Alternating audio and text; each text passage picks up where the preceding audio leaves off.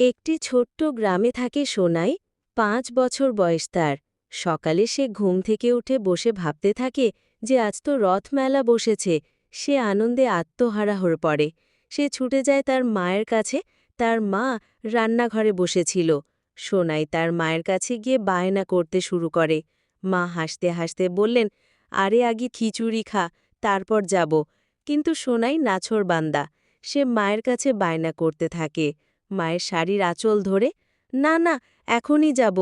মা একটু ঘিমে বললেন, ঠিক আছে, তবে আগে তোমার খেলনাগুলো গিয়ে গুছিয়ে ফেলো, তারপর যাব।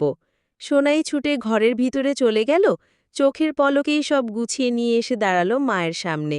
মায়ের সাথে সে চলল রথের মেলায়। গিয়ে সোনাই খুব খুশি হয় এবং চারিদিক ছোটাছুটি শুরু করে। তারপর তার চোখে পড়ে একটি বেলুনের দোকান। সে বায়না শুরু করে আর একটি লাল রঙের বেলুন কেনে। সোনাই তার মায়ের সাথে প্রথম রথের মেলায় এসেছে, তাই রথ দেখে সোনাই বেজায় খুশি। বাড়ি ফেরার পথে সে আইসক্রিম খাবে বলে বায়না করে। তার মা সেই বায়নাও মেটায়।